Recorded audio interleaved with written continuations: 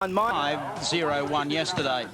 Starting alongside of him on the front row, lucky with the draw this morning, Dick Johnson, and row number 2 will be made up of Jim Richards in the second, Winfield Commodore, and Larry Perkins, the Shell Series leader, in the Castrol Commodore. Out of row number 3 on the inside, it's Neil Commodore, the Coca-Cola Commodore VP, Thomas Maziere alongside in the mobile car. Then out of row number 4, 05, 50 years of age today, the birthday boy Peter Brock, and John Bow, the pole setter, in the second of the Shell cars. And the back row is Wayne Gardner and Glenn Seaton in the Peter Jackson Falcon EF. In the top 10 draw for positions, the Peter Jackson Dash carries championship points, 3, 2 and 1 for them across past the checkered flag, and 1 passing point for each car passed. Just about set to go. Off the line, and Scaife bogs it. Johnson gets out, and Perkins down the inside and will gather the lead up very smartly. In fact, Jim Richards made it up into third. He wasn't going to lose that lead. That was a brilliant start from Larrigan Larry. He'll go beneath the bridge, and look at that, Hal. It's heading up to the hairpin for the first time. I don't know what happened there. Scaife's car really bulked down. Looked like he was fishing around for a gear or two, but he managed to get it underway. But by that stage, the damage was done. Larry Perkins leaping off the second row. Johnson following him through. Scaife pushing his way up there. Jimmy Richards in there too. First the Coke cars, and then I think it's Thomas Maziere. So they come up the back straight for the first time. 240 kilometres an hour as they head up through this sweeper and down toward this very demanding braking area at the end of the back straight. Well, a beautiful start by Larry. You can't fault that kind of a start. He's just showing how concentrated his efforts are this year. He's really wanting to get every marker forward here. That Shell car giving him 1 bounce already. This is going to be an interesting race. It shows these fellas are not playing around anymore in the dash. That's the Dunlop tyres race cam. We're riding with Dick Johnson behind Larry Perkins. Good selection of cars this year. All the leaders seem to be carrying our 7 race cams. They come beneath the Dunlop bridge. Perkins stretches it out. Johnson still runs in second. Mark Scaife, Jimmy Richards, and then I believe it is Neil Crompton in the first of the Coke Commodores. Tough area for braking here into the hairpin nicely. Dick's got designs on this lead. He's shadowing Larry here. Look at this, slipstreaming already. Might pull by him this time. No shortage of Mumbo from the Shell Falcon as he just pulls out the draft side by side as they come through the sweeper. Larry Perkins not giving any ground. They go side by side under brakes. Let's see who's the bravest. Johnson goes a fraction deeper. He's got the line and he covers his territory as they swing back toward the pit straight once again. Nice clean manoeuvre by Johnson there, but Perkins coming back for a second bite at the cherry. Well, there's plenty of fight left in the old boy. Take no doubt about that, as Johnson takes Larry Perkins for the lead. That was a very good passing maneuver. He couldn't quite get him at the hairpin and just foxed his way along the outside around the sweeper, as we saw. Tell you what, Dickie's not mucking about too. Look at his time, first flying lap of 55 dead, and that's pretty much qualifying pace. 55.01 for Mark Scaife, who pulled alongside John Bow. So this is very, very quick times in racing conditions here this morning. Here's our view from Larry's windscreens, and just watching Dick ever so slowly creep away from him there on the straight. We won't like that thought with 38 laps in front of him later today. But still staying with him under brakes. Look at this, coming down. Dick, of course, can afford to be more cautious now that he's in the lead. So Johnson leads him back onto the pit straight. Last time around was Johnson, then Larry Perkins, then Mark Scaife in third position. Jimmy Richards, his teammate in fourth. Neil Crompton pushing his way up through the pack into fifth. John Bow, Thomas Maziere, Peter Brock and Wayne Gardner, and Glenn Seaton right at the back of the pack. Well, Seaton drew badly, but the advantage is if you draw badly and you've got a bit of kick in the car, for every car you pass, you pick up an extra point. At the moment, though, down the back of the pack, Glenn Seaton in the number 30 car, still sitting in last spot, hasn't been able to get by a car or two. As Johnson disappears, heading down towards the sweeper, fastest part of the course here, this little right-hand kink. Look at the gap he's establishing. He's really opening it up. It's as if Dick is testing himself here for the first heat. John Bow muscling his way through on the inside of the sweeper there too as he moves up a position. He'll be looking for passing points as well. Coming up now should be checkered flag time as they come across the line. Out of the line, and it is Dick Johnson. He'll go on to win it. Perkins takes second. Mark Scaife third. Jim Richards fourth. Then it's John Bow fifth. Neil Crompton was sixth. And Thomas Maziere just clear of Brock, Wayne Gardner, and of course Glenn Seaton in car number 30. Well, that's a way to start the champion. Yes, thanks, Andy. Here is the starting lineup for race number 1 of round 2. John Bower in the Shell FAI Falcon on pole, 54.84. And sharing the front row in the number 1 Winfield Commodore is Mark Scaife. The second row today made up of car number 30, Glenn Seaton, the Peter Jackson Falcon, and Larry Perkins in the Castrol Commodore VR. Row number 3, Dick Johnson, the Shell FAI Falcon, and sharing that row with him, Thomas Mazera in the Mobile Commodore VR. Row number 4 is 05, 50 years of age today, Peter Brock, and car number 7, Neil Crompton, the Coke Commodore. Row 5, car 2, Jimmy Richards in the second Winfield Commodore with car 4, Wayne Gardner alongside. And row 6, car 35, Alan Jones struggling a bit in the Falcon, and 49, David Attard. Row number 7 is Greg Crick and Paul Romano. Row 8, John Trimble and Bill O'Brien, and they are off the start. Mark Scaife getting a brilliant start as he got out of there just clear of John Bower, and Dick Johnson just came ramming up the inside of Larry Perkins. Next was Glenn Seaton, then it was Thomas Mazera as they come beneath the Dunlop bridge and head up to the hairpin for the first time. And that was a great start from Mark Scaife, but he's got those 2 Shell Ford Falcons starting to close up under brakes. Didn't Johnson make a sensational leap from back there? He shuffled right up behind his teammate John Bower, and they come onto the back straight for the first time. It'll be a real drag race as they get the power down on these Chevy and Ford V8s. 240 kilometres an hour as they come through the sweeper for the first time. Scaife in control. Well, I think Dick was very aware of how quick Larry was off the line in the dash this morning, and he really did apply himself. Might have even had a bit of Sandown memory in his mind that the start is super important if you want to stay with the leaders in this field. Okay, Scaife will find himself under a lot of pressure. The youngster's back racing after that horrific practice accident at Eastern Creek, but he's running at the end of the field he likes to. That's the pointy end up front in the Winfield Commodore, and he leads the Shell dynamic duo of John Bower and Dick Johnson and Larry Perkins back and forth. And one would think that John Bower won't let Mark Scaife get too far away as we take the Dunlop tyres race cam with Dick Johnson. He sweeps to the outside and says to JB, come on, let's get on with this. Yes, he really is being quite forceful here, and they really look ominous when the 2 team cars are running 1-2 so closely. Mark Scaife must feel like, well, the Lone Ranger out there, if nothing else. Well, Tonto is pronto. Let me tell you, he's right behind John Bower, and he'll put a lot of pressure under on the back of Scaife here. And Johnson almost signalling to John Bower, if you can't do it, I can. Now, come on. Yes, we haven't seen Dick this forceful for a couple of weekends. This is really great stuff from the Dunlop prepared cars at the moment. They've been worried that with their restriction on tyres, they may have been in a lot of trouble if the weather was hot. Well, it looks like the wind swept around. We may have a southerly coming in here, dropping the temperatures down, and the critical track temperatures will help hold these Dunlop cars together. They can see the 2 Shell Fords really attacking it. Larry Perkins also on Dunlop rubber in 4th. Johnson again just sweeps to the outside. Not planning anything there. Makes a really nice entrance to that corner, tries to get it on early coming out. And you can see Scaife just starting to get away as their Dunlop tyres race cam shows that.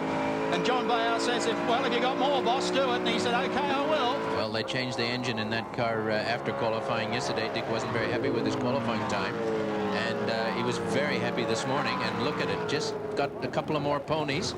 And John Bower's out of it. No shortage of mumbo from DJ in 17. Look at that down the back straight. Just cleaned up his teammate in a straight line. Now he's got Scaife in his sights. They come across the start-finish line once again. It's Scaife, Johnson, Bower, Perkins, Seaton, Mazera and Crompton. That's the top 7. Oh, lifted the wheel up on the curve going in. And now moves up on the tail as the Dunlop tyres race cam show you. That's the break between our race leader. Huge crowd off to the right as they come up to the hairpin and the runoff area, the new runoff area put in only a couple of weeks ago. Got to give it to Mark Scaife. They really knocked this car into shape very quickly when he got here on Friday. Don't forget, he hasn't driven the car for 4 or 5 weeks, and they were in all sorts of trouble with the chassis setup. They worked very, very hard on dialing this car in, and boy, it's working well now. Look at this, side by side as John Bower gets an extra puff of wind on the outside of the team boss. They'll come down toward the Coca-Cola corner, side by side under brakes. Let's see who's going to give way as we take Dunlop race cam once again, and John Bower much better placed for that position to take advantage, and he's going to have a go at Scaife. Just behind them, Larry Perkins, Glenn Seaton, Thomas Mazera, that's the order as they come past the pits. And it's John Bower right up tucked behind that very high wing on the Commodore of Mark Scaife's Winfield machine. And it might be on for young and old here the next couple of laps. Just a little bit of oversteer in Mark's car there. You can see him leaning into that corner. It's might be causing him a little bit of concern. It's not the type of thing you want on a long race, to be wearing the tire out. It is a long race too, Alan. This is lap 6 of a 38-lap heat. Boy, the tyres are going to be gasping for breath by the time they finish this one.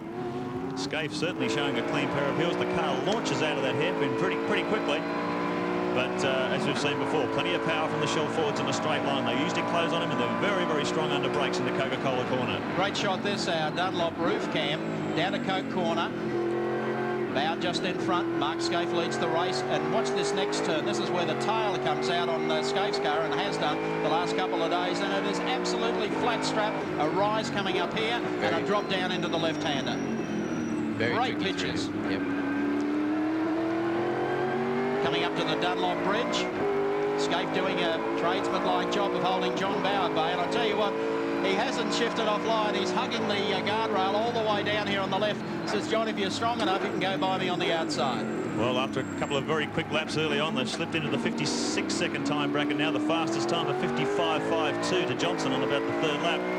So time slipping away as these three cars get involved in a terrific struggle for the lead at the front of the pack. There's Scaife coming under more fire from Bow, the man who's been setting the pace all weekend. Let's see if they can do anything under brakes here. Commodore and Ford. Notice the way Scaife just drifted across to the inside there, just covered his bets. If you're going to pass me, you'll have to do it on the outside.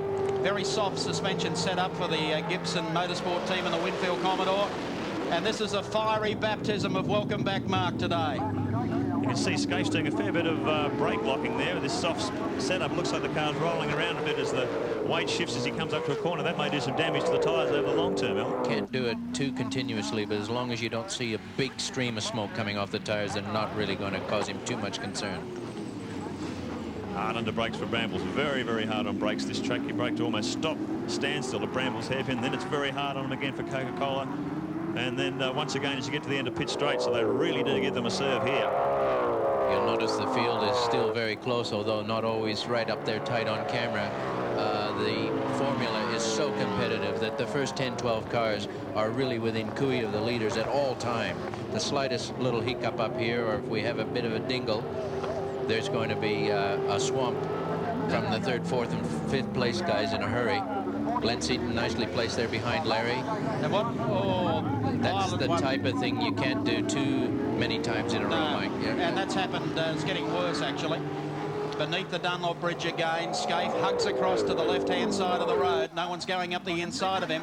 But what he has effectively done is really concertinaed the field now behind him, because Seaton's moved up. Perkins is there. There's Glenn Seaton. Then you've got Thomas Mazera. And also Neil Crompton is up amongst them as well. Yes. So this is going to really tighten up the field in the closing stages. Well, Larry Perkins getting away from this scrap, the fastest man through that time, a 56.2. But this is amazing. These three lead cars all running in the 56.6-second bracket. Unbelievably competitive racing. There's the privateer Bill O'Brien and the Everlast early model VL. He's just had a lap put on him by the front-running 5. Getting fairly serious up the front of the field now as John Bow tries to snap out of the slipstream. Dick Johnson looks ahead and sees yellow and blue, and right behind him it's Castrol. He wants to get out of there. Won't Mark Scaife be busy behind the wheel of this Winfield number 1? Boy, what as you say, a baptism of fire coming back to touring car racing, and he's really knowing how tough it is out there. Nothing has changed. Well, this is one of the best formulas in the world, Mark, and anyone that wants to argue with that point should analyze this racing. Look at Larry Perkins on the outside. He's caught right up with Johnson. He's just got to know. He's given him a bit of a tap too, and they'll think his spoiler, the front spoiler on the car, has been damaged. Let's look at this as we switch to the camera position as the cars come toward us. But I think, Larry, yes, it has. It's completely gone. I don't think Dick saw him, and Larry did try a good move there, but stayed with him a bit too long. I honestly don't believe Dick knew he was there. Well, these cars rely so heavily on this front spoiler aerodynamically. Alan, do you think there's any point in continuing, or will we come in and try and put a new spoiler on? Let's see what he does. You can see already there on the lap.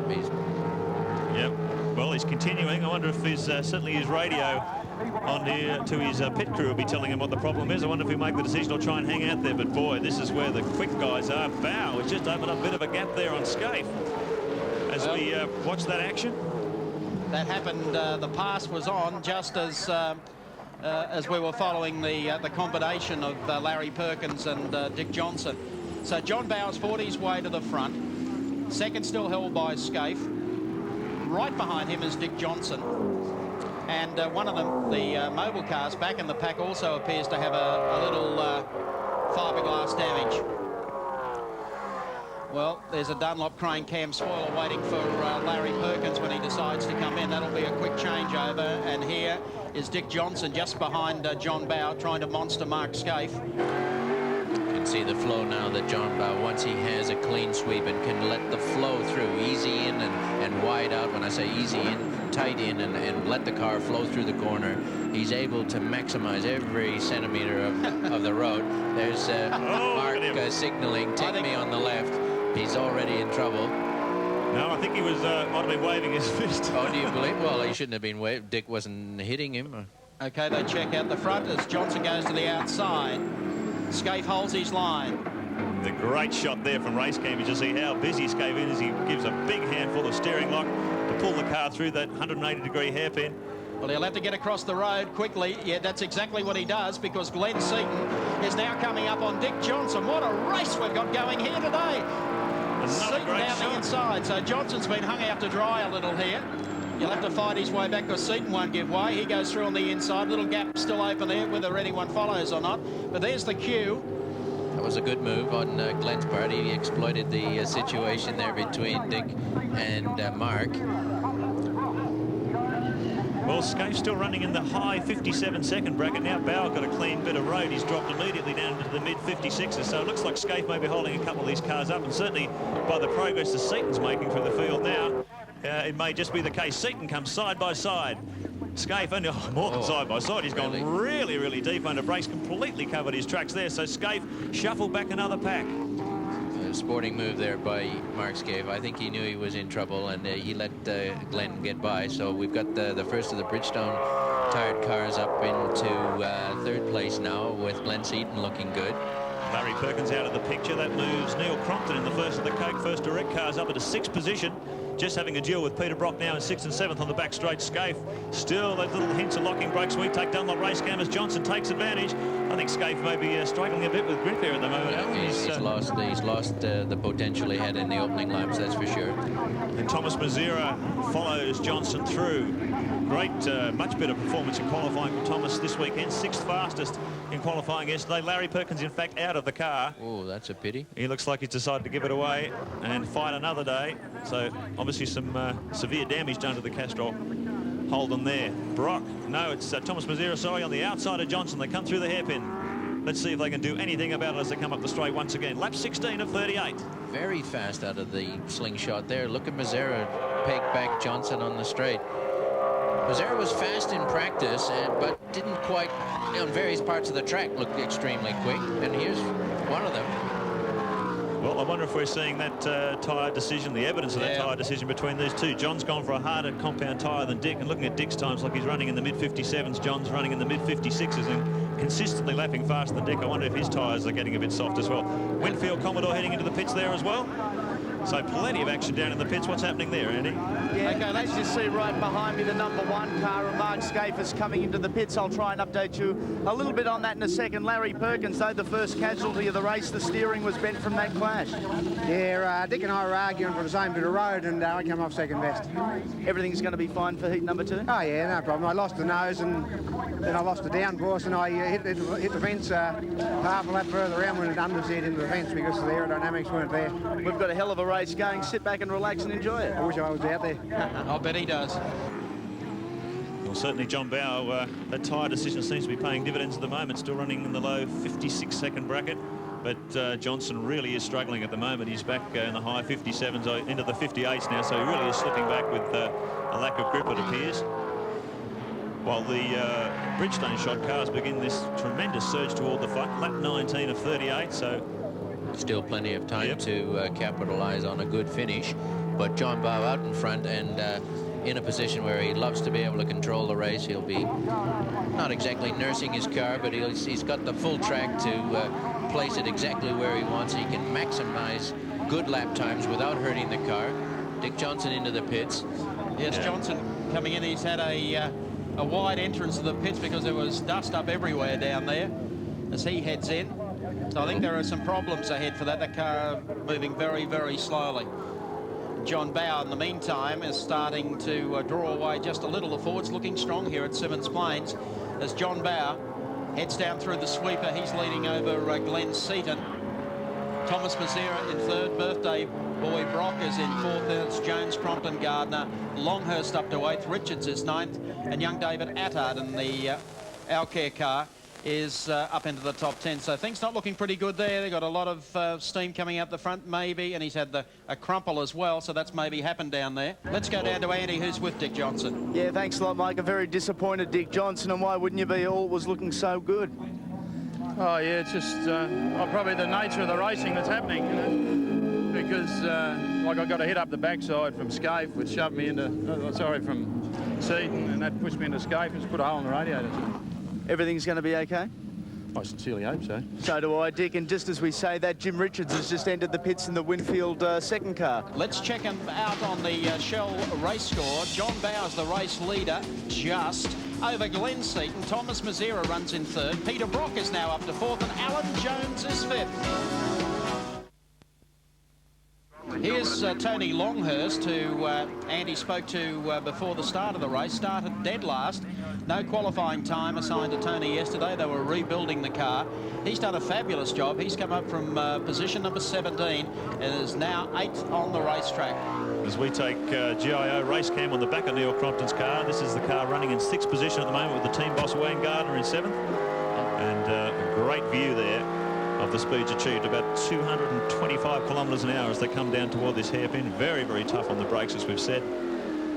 He feints to the inside, but now I think the boss has an opportunity to pass there. They're also in company with Mark Scaife, who's been in the pits and back out again, and not motoring all that quickly, but Mark stays out of their race and lets them get by. Coke team have done well here. It's a tough race. They had to have a strategy, and to run two cars in equal position like this is a credit to them. They haven't been in the pits. Well, we've got right down to the payday here, and the times, the gap between Seaton and Bower is hovering. Closest they've been so far is about a half a second. Now it's out to 6/10, so Seaton really, really struggling now to just make up that crucial half a second buffer where he can have a go at Bower. I think he's found Bower, or the other way around. John has found him and is just answering the challenge and saying, come on, get me if you can. And Glenn really hasn't been able to bridge that last half a second. It's a long way up onto the back bumper bar of John's car. Well, they got the headlights ablaze as we count down the final few laps of race number 1, round 2 of the Shell Touring Car Nationals. What a race it's been so far, and there's no guarantee that John Bower's going to win this. He's in the box seat, but Seaton has eaten a lot out of that lead. JB's luck may well be changing. I mean, he really had a lot of thought about going for this harder tyre as opposed to his teammate Johnson. He wasn't sure which way the weather was going to go, whether the softer tyre would hang in there, whether the hard one wouldn't give him enough speed. But boy, it's paid off here. Looking at his lap times, he's matching these Bridgestone shot cars lap for lap. Very quick, very consistent times. And maybe his luck is turning at home at last. Well, we hope so. So 34 laps, 3.5 laps to go here.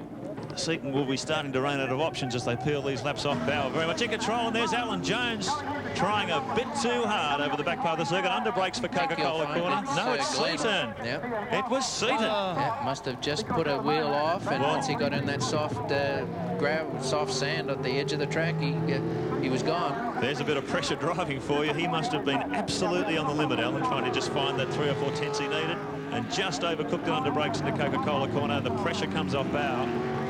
Goodness me. Look at the dust blowing out of the back guard there, still blowing out of the wheel wells. But he recovered nicely, and that's always nice when you can make a mistake and still recover. Well, well. That's moved Thomas Mazzera up to second on the road as Glenn Seaton tries to bring it all back together again and go back for a finish. And Brocky is only 1 spot back behind him. That leaves Thomas Mazzera in 0.15 up into second position, and it's a good result for the Holden Racing Team Mobile guys.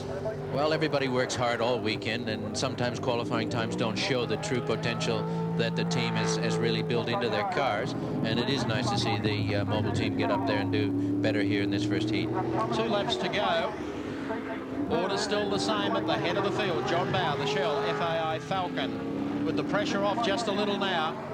We follow Mazzera in the 015 Mobile car running in second. There's Glenn Seaton behind him with the headlights on. And back one spot behind Seaton is Peter Brock, then Alan Jones. Well, there'll be some thinking going on now about tyres in the second heat. Bow really has done a great job. He's probably picked the Bedrock specials to suit here today, and whether or not they're strong enough, well, I'd take Alan's point that they probably took a couple of extra laps to get the heat into them, and that's why Johnson was all over him like a crook suit. Well, the Dunlop teams, after the earthquake disaster in Kobe in Japan, have been starved of tyres. They've really had to be very sure about which tyres they pick for a weekend. John actually had a set of these tyres left over from their Bathurst win last year, and he put them on at the best time. Tell you, I take nothing away from Thomas Mazera. Well, Tom Bow, yep, you think he's backed off. He's up into the high 57 bracket now, and Mazera running in the mid 56s. So Thomas still having a real go here. And the car, obviously, he said yesterday after practice he was very confident in his race package, and he's proving it here on the final lap of this first heat.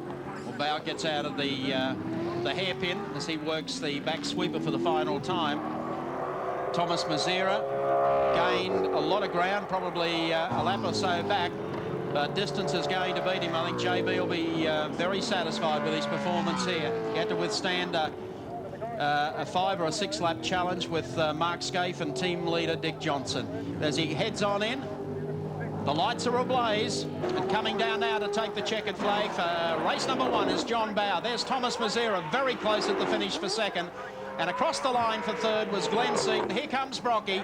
He finishes back in 4th spot, and Alan Jones will round out the top 5.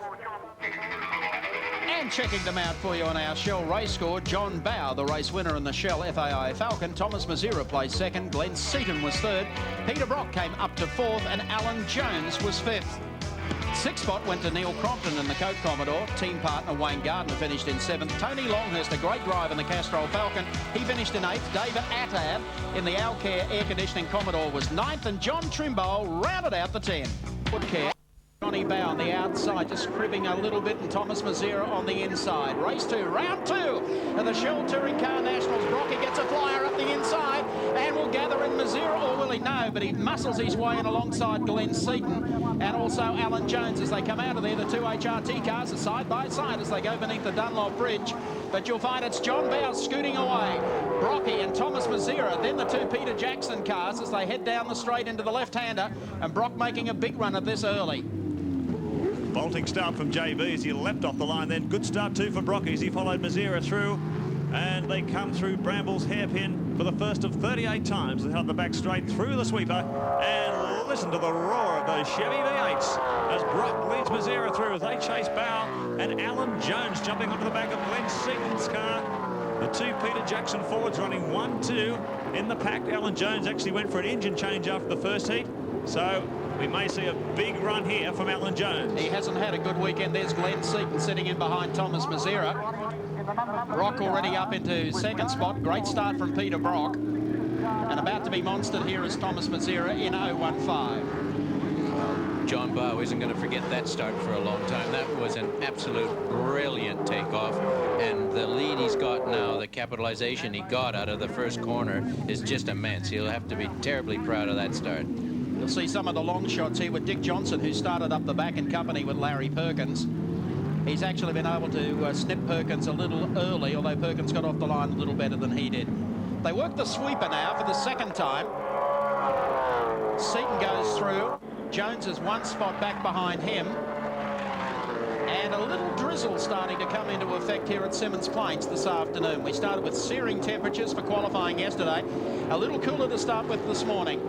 There's Mazera going through. Next is Seaton Jones, then the 2 Coke Commodores. They're running very strongly. The Gardner operation gets stronger week by week. And the beauty indeed of this cooler weather, it's not actually wet enough at the moment to even think about wet weather tyres, but this big cool breeze coming across and these few droplets of rain will help pull the track temperature down and make these tyres last to the end of the race. We should have a great race here in Heat 2 of the Australian Touring Car Championship. Thomas Mazera currently holding 3rd position. John Bow and Peter Brock ahead of him. Glenn Seaton and Alan Jones. Neil Crompton, good start there too, in 6th position ahead of the team boss Wayne Gardner. Dickie Johnson back in 8th. Jimmy Richards in 9th, rounding out the 10. Tony Longhurst as we take GIO race cam aboard Neil Crompton's car. This is Crompton running in 6th. battling as he tries to track down Alan Jones and Glenn Seaton up ahead of him. You can see there Jones having a real go on the outside. Has he overtaken the team boss? Indeed he has. So Alan Jones, new engine on board, Peter Jackson car 35, and really going for it. Crompton has done a great job, and the PJ car has gone to the pits. So Glenn Seaton heading into the pit area. He's having a shocker to start the season with. Alan Jones, in the meantime, he was almost ready to headbutt the motel wall this morning. He's had a horrid weekend. Just couldn't figure out how he wasn't competitive in qualifying yesterday. And there's Seaton, and we'll get a report down from the pits, but something major's gone on with the Seaton car, and we know it's not tyres, and the engine is switched off, so you can take your pick. No, bad day for Glenn. He's having a terrible start to his 1995 championship. But this man on the other end of the scale is doing a fabulous job. The only man now in the 54-second time bracket. John Bowe really doing very quick times at the front of the field. He's opened up the gap last time around to 3.4 seconds over Peter Brock with just 3.5 runs on the board. There's the gap. We wait for second. There's Brocky.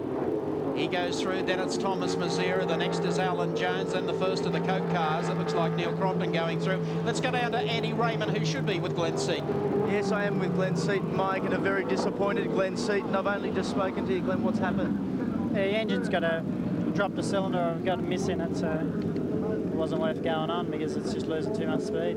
Today hasn't been one of those days. Nor was Sandown. Never mind, Glenn. Mate, we'll see you back at Bathurst. Yeah, thank you. Here we are looking through Dunlop race camp. Dick Johnson on the ball. This is looking at the top six from the rear end of the top six. Dickie Johnson in sixth position now, car 17, as he comes up behind Neil Crompton and tries to make an impression on the Coke first direct car as they peel off another lap. 5 laps down in this 38-lap contest. And boy, tyres are going to be a critical factor here, Alan. Critical factor in the weather too, as it gets colder and colder with this wind blowing and a little bit of rain cooling the track down.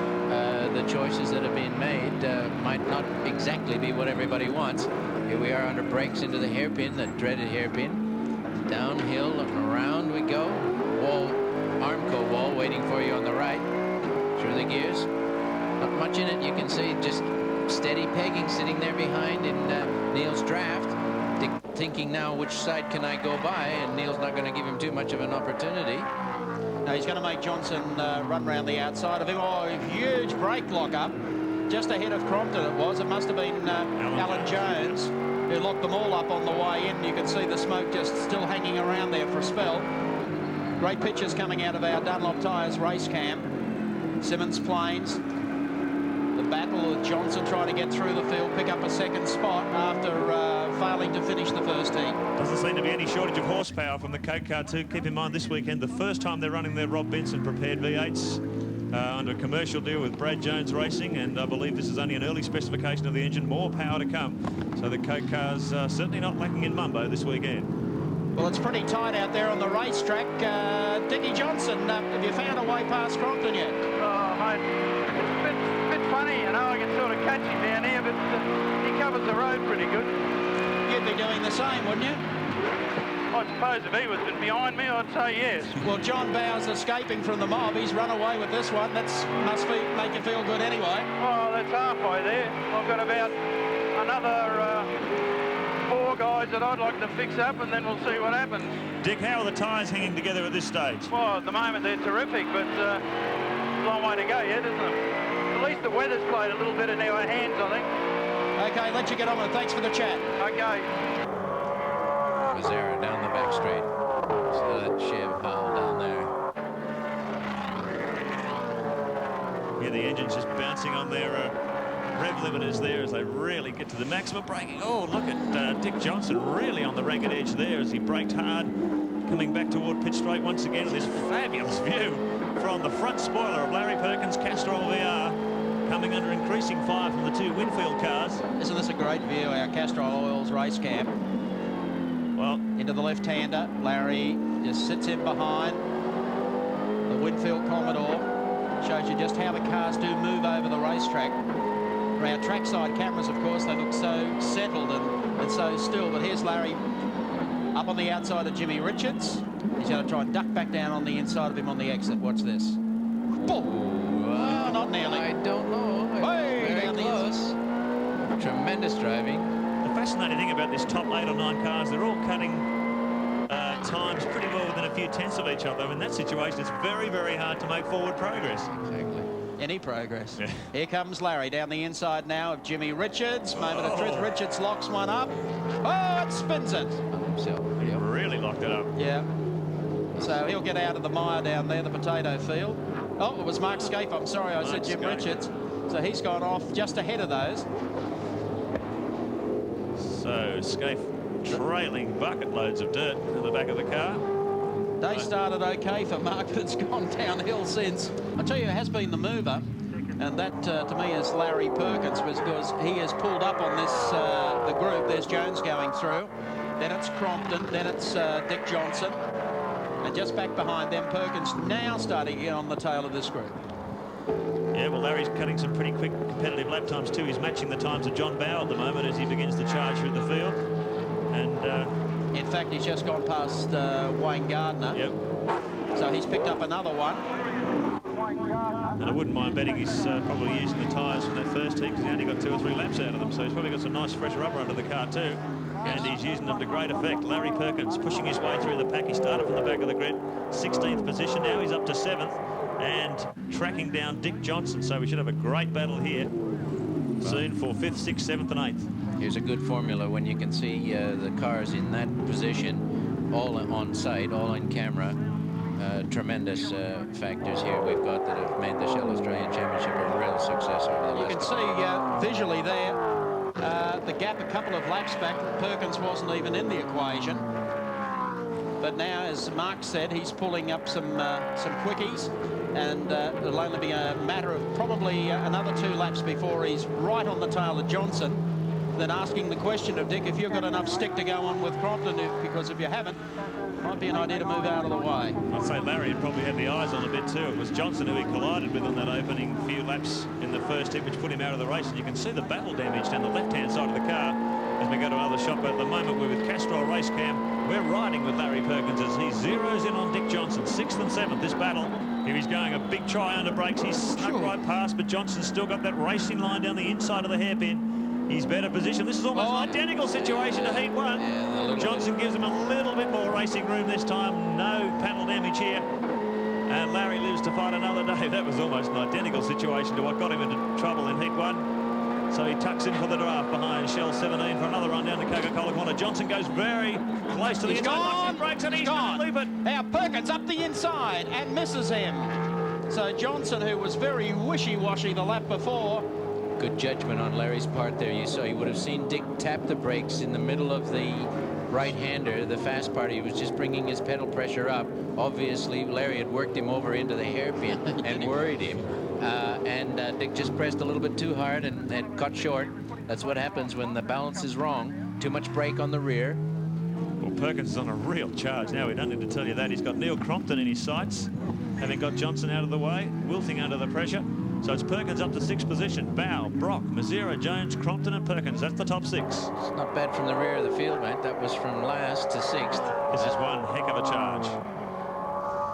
And when you look at how close the times are, they're all running in the high 55, low 56-second bracket. So Larry's just doing this with pure persistence, picking up tenths of a second. These times he has a really good look down the inside of Crompton on the brakes. Really braking. Uh-oh, there's John Trimble in the Daily Planet car. He's gone around sideways. He's had a lose coming out. That's the entrance to the pit straight. Fortunately, fairly well out of the way. Car still moving, trying to, he's brought himself around this time. He's actually off the circuit now.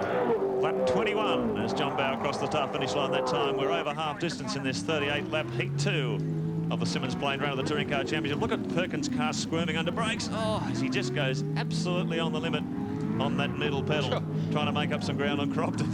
Yeah, well, I got a little sideways on the exit that time, but he's worried Dick Johnson out of the front-running 5, and now he's making a ploy here at both Crompton, who has moved up also on the tail of Alan Jones, and Jones has been locking up the inside front, I think almost on cue every lap. I'll tell you what, LP's just fired off a real flyer of 55.6 that last time around. He's taken a half a second off this bunch. So he's getting plenty of speed out of the Castrol VR at this stage. Neil Crompton will be well aware of it as GIO race cam shows us quite graphically. That Castrol snout of the VR right in behind him. You not wrong about the snap that the new Benson engines have got on this Coke team. Look at that rate of acceleration he got away from Larry there. Not only that, the rear tyres must be hanging together. The level of mechanical grip they're generating from the car must be quite good, because he's getting out of these corners very quickly as well. Extremely well. Look at that, another car length out of the hairpin, and that's good engineering and good power. Good driving as well. So Neil Crompton enjoying a very competitive race package here. 22 laps down in this 38-lap contest as Larry Perkins tries to hone in on him under brakes for Coca-Cola corner once again.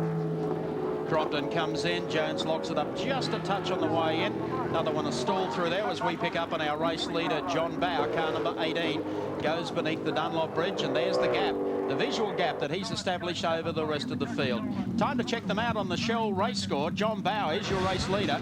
Brocky runs in second. Thomas Mazzera is third. Alan Jones is fourth, and Neil Crompton giving us a great ride. Rounds out the 5. Back here at Symmons Plains, John Bower, car number 18. Everything falling into place. A great day for JB in front of his home crowd. 22,500 of them at Symmons Plains Raceway. He's been threatening to win both ends of the Shell Touring Car Championship around here for a number of years. It looks like happening for him today. Bow leads, second spot, still held down by Brocky. Third is Mazzera. Then it's Jones, Crompton and Perkins.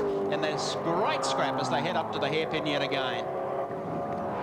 Neil Crompton doing a great job here. 5th position and really fighting with Alan Jones in the 35 Peter Jackson car. He's got Larry Perkins climbing up and filling up his mirrors, and Wayne Gardner just behind him. So it's a great battle here for 4th, 5th, 6th and 7th positions. Yes, Neil knows at the moment that he's got to dispense with Alan in front of him if he isn't going to be crawled all over by Larry. He knows Larry won't like to hang around for too long, but this is causing him time here, I think. Look at this for a move up on the inside, but Jones, he came back to square the ledger. He just wanted to shut off any inside option there. They come past the pit facility into this right-hander. It's a high lift, then a drop down into the left-hander. You no sooner get on it than you turn right again under the Dunlop Bridge, and then open the taps all the way up here to the hairpin. Actually, Jones got away a bit there from Crompton. Tapping his brakes again. These fellas are starting to get nervous under brakes. They need to feel that pedal up in the high position when you go into a corner like this. Very close. And listen to Neil's engine there. He's giving it plenty.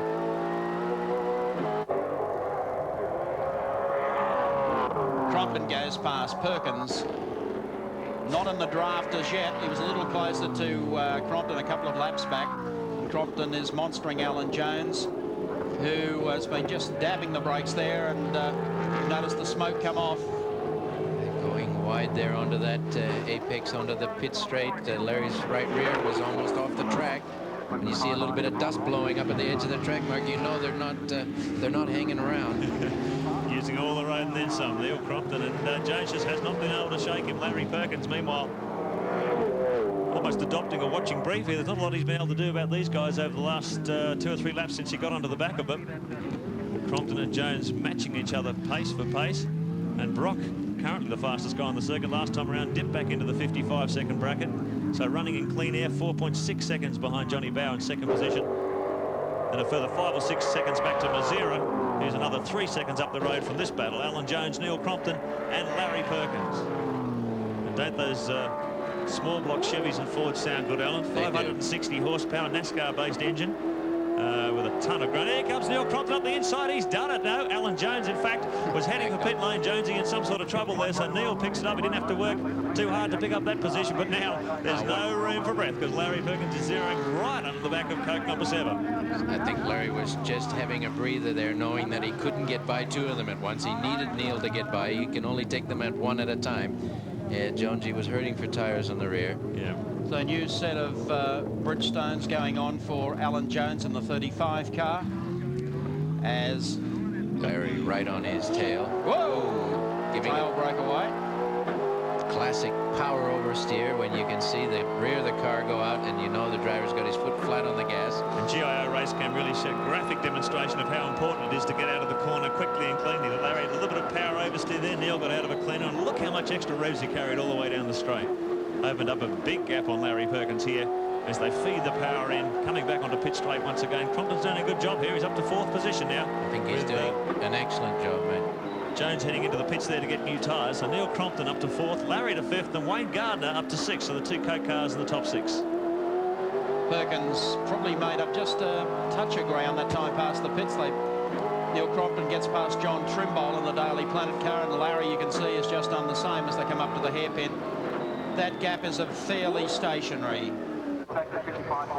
In the meantime, one of the young lions on the Touring Car Championship trail this year is David Attard in the Alcare number 49 car. And I think he's done an incredible job here on the weekend. He finished certainly in the top 10 in the opening race this morning. And he's still running in 10th spot now in the second race. So he's going to pick up some points today in the championship. That's good to see. Number of privateers running. He is one of them, Greg Crick. And young Paul Romano, John Trimble, they're all running as privateers, and that's great to see. Really impressive run from this team from the moment they started. I think the Triple Challenge Eastern Creek this year was their first outing, and right from the moment they've been right on the pace in the privateers battle. The all-car Commodore. There's Bat Romano's kid, Paul Romano, and this is another guy doing a fabulous job in his debut in touring car racing. He's running 14th at the moment in the field. That mightn't sound a lot, but he's been in 2 touring car rounds so far, has really done very well, hasn't been in trouble, and he's about to get the blow-by here on the inside, but he's been observing faster cars as Peter Brock goes through. I'll tell you, in practice on Saturday, Mike, I was privy to be standing next to Dick Johnson and John Bowe on the pit wall, and they were watching Romano go around, and after 2 or 3 laps, Bowe said to Johnson, gee, he's doing a pretty good job, isn't he? Like, that's quite a rap. Nice compliment. For a rookie in touring car racing. He's only a young kid, 18 or 19 years of age, and obviously a huge career ahead of him. Here's another one, Greg Crick, a name that'll be well known to motorsport fans. He's driven a few times, I think, for Dick Johnson at Bathurst, a number of the leading touring car teams. 2 times winner, sorry, of the Target Tasmania road race event down here. And here he is in one of the ex-Larry Perkins Commodores, and once again doing a great job as a rookie. Yes, these fellows are all up against the dozen best drivers in the country, so it's not as if it's an easy forum to walk into. And see him working hard at the wheel there. Apparently, We gained quite a number of other privateers for our next round of the Shell Touring Car Nationals. That's round 3 at Bathurst, a fortnight from today. Back at the front of the field, John Bowe goes through the sweeper, but I tell you what, the guy who is gaining on him is the boy who's celebrating his 50th today, Peter Brock. And he's been carving quite a slice out of that gap that Bowe's held over the field. And here comes Brocky. He sure is. 1.9 seconds the last time across the strike. Let's see how there's this time, but he's chopped that down from just over a 5-second lead. And Brock last time around lapping over a second quicker than JB, so he's getting plenty of speed out of this thing. 1.2 seconds the gap last time, so Brock is monstering this lead. And if he continues progress like that, he's going to be right on Bowe within a couple of laps. Well, he said to Andy before the start he'd gone for a really tough compound tyre for this one at Bridgestone, and he believed that the others might have their problems. Thomas had elected a soft compound tyre, but he's chasing John Bowe, the race leader at the moment, and I think it'll be just a delightful day for Peter to, like another guy sitting next to me Who said age has got anything to do with ability? Shall not worry them, they become commentators. Yes, okay. Well, let's just remember that Peter Brock is the fellow that has won more Australian Touring Car Championships than anybody else other than yours truly. And the rest of the field have got a long way to go to match what this guy has done in 50 years. Well, look at this. You don't even need the stopwatches. It was 0.3 of a second, but it's a visual gap. Brock has just closed this a mammoth amount of time in a very short period of time. 33 laps down. Wouldn't it be terrible to be a Tasmanian and a Peter Brock fan with John Bowe leading it? And Brocky coming on like gangbusters now, goes down the outside. He'll just feint a little pull back here on the inside if he can get the drop out of the turn. I tell you what, has that got some horsepower? Look at this. And has it got some grip too? Like, he's getting out of these corners so much faster. Looking at these lap times, John now is struggling for grip. Nifty 50, Brocky side by side and a touch of guards through there. Bowe was trying to protect the lead. He'll have to do more than that now because Brock's gone down the inside of him and blown everyone away. Yeah, you got to look at those lap times. Last time around, Bowe again was 1 second slower than Brocky. He's really struggling for grip now. And Brock has just really trounced him with his tyre selection, gone for the Bedrock specials, and they really have been the tyre to have in this grueling 38-lapper. Just drove right by him, didn't he? Really tremendous move there.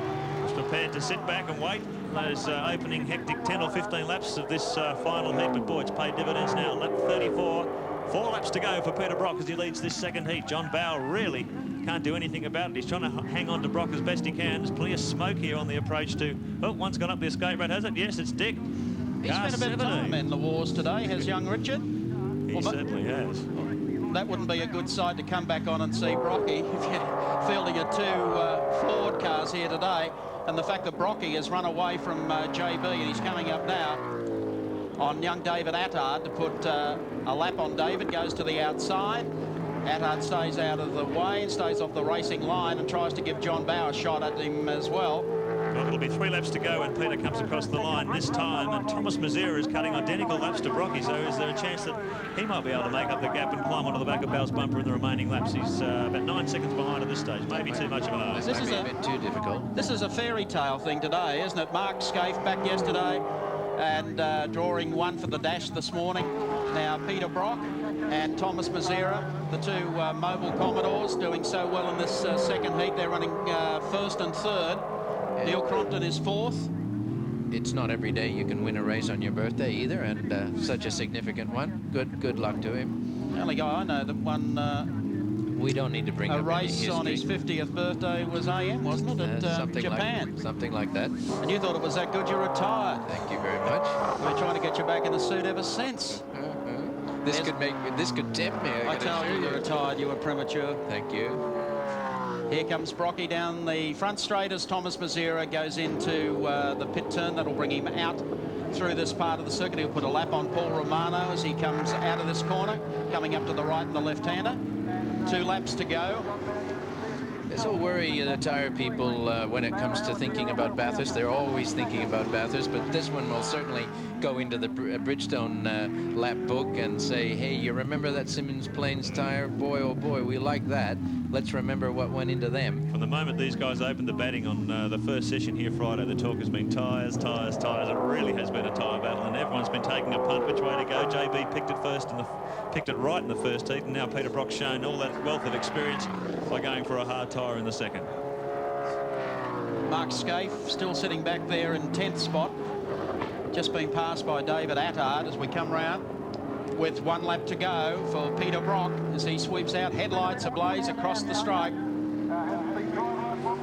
Great day for Peter Brock. The day open for him. The rest of his competitors wishing him well. A little birthday cake cutting ceremony here at Symmons Plains. A message from the Prime Minister recognising his contribution to motorsport. And with a lap to go, Brocky's going to come up with a big win on his birthday. Full credit to Holden Racing Team too, because these guys were in all sorts of trouble here on Friday. They just couldn't get any sort of chassis balance into the cars, and they were really struggling to stay in the top 10. And haven't they turned that around in race setup? Yeah, and it shows the team working together, the drivers not getting too despondent. It's always depressing when you're behind, but drivers working with their engineers and the team and bringing the package home. They come down to the pit turn for the last time.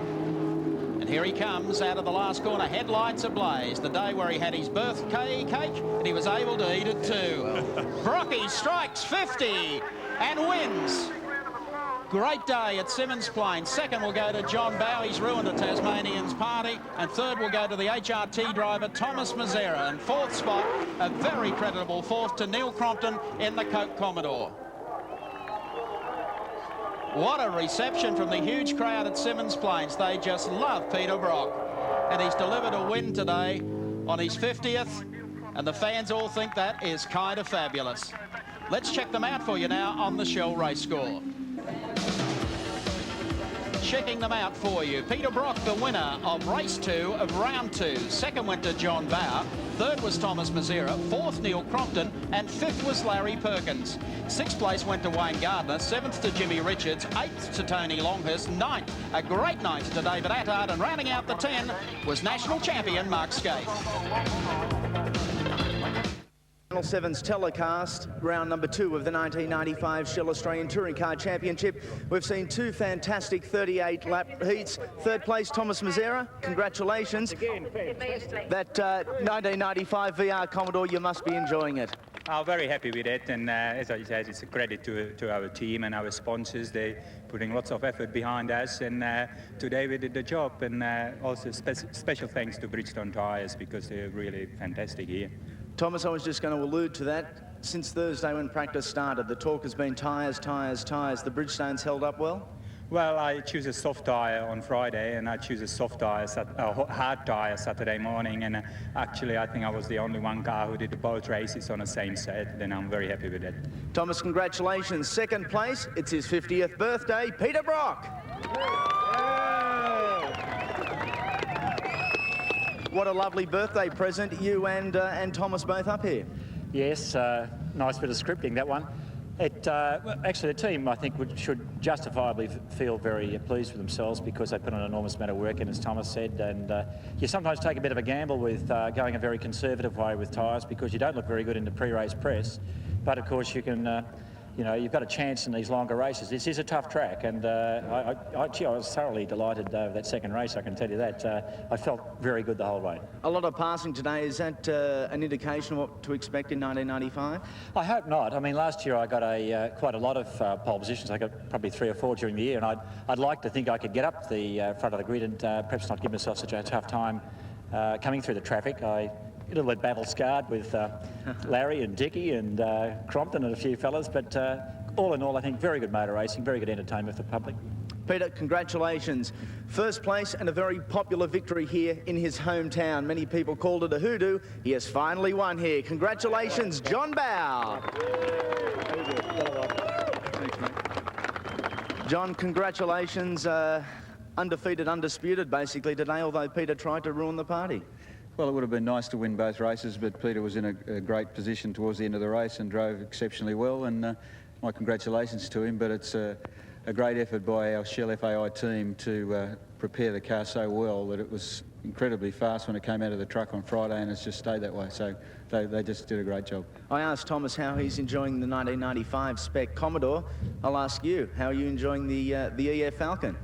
Well, the Falcon's just a tremendous car. It's been right on the pace both rounds so far, and I think it's going to continue that way. And my congratulations to Greg Harbert from Ford, who conceived it all. John, congratulations. At this